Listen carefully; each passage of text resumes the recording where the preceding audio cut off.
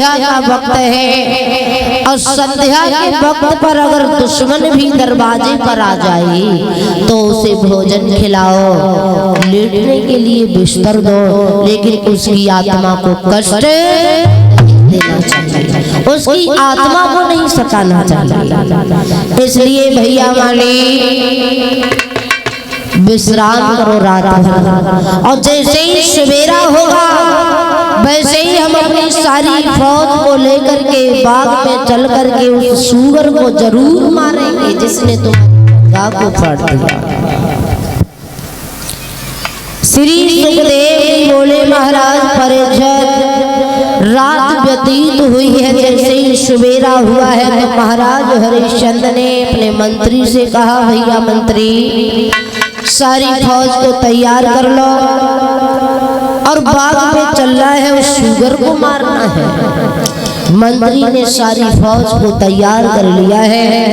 हरिश्चंद्र अपने सभी जवानों को लेकर के, फौज को लेकर के बगीचे में पहुंचे हैं। तो क्या किया है?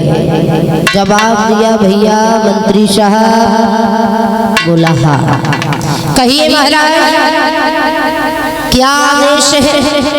हरिश्चंद्र बोले आदेश ये है कि जितनी भी हमारी फौज है वो बगीचे के चारों तरफ से लगा दी जाए, क्योंकि शुगर को मारना है, शुगर कहीं से जिंदा न निकल जाए। और यदि किसी के पास से होकर के शुगर जिंदा निकल गया तो एक बात कही हरिश्चंद्र ने, तुम नहीं जानते हो मंत्री साहब,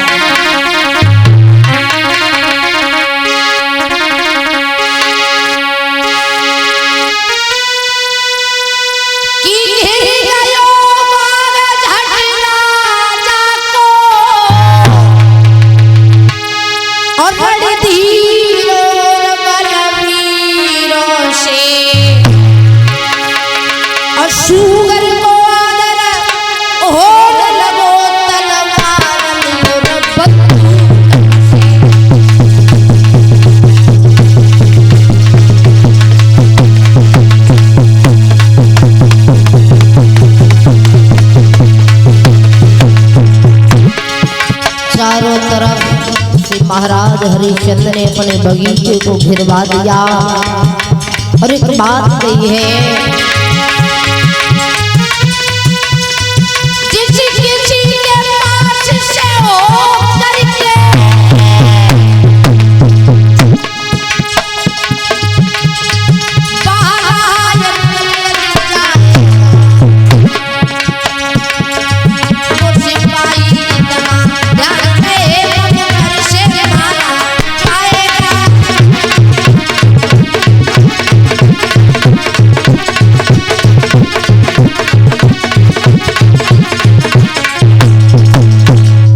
जवाब दिया मंत्री साहब, किसी के पास से होकर के यदि शुगर जिंदा निकल गया तो देख रहे हो हमारे हाथ में तलवार है। मंत्री बोला हाँ महाराज कहिए। वो हमारी तलवार से मारा जाएगा।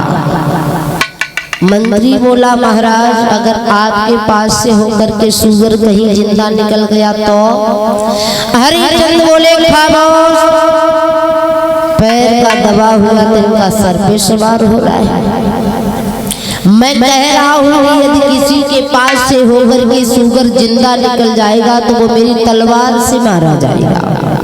मंत्री बोला ठीक है। श्रोता बंधुओं, इधर महाराज हरिश्चंद्र भी अपने निशाना को लगाए हुए हैं।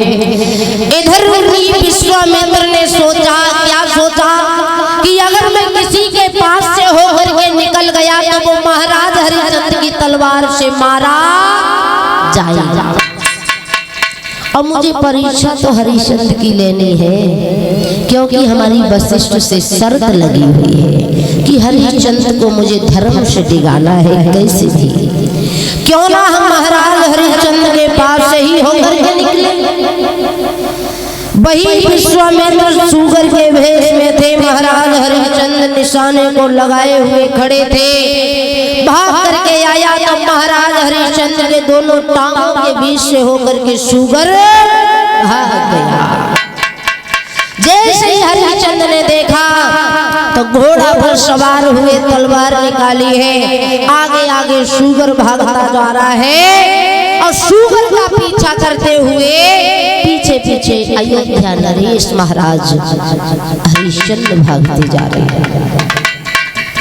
सुगर भागता रहा, भागता रहा, भागता रहा, किसी झाड़ी की आड़ लेकर के छुप करके वही विश्वामित्र जो सुगर के भेष में थे एक ब्राह्मण के भेष में आ गए और रास्ते में खड़े हो गए।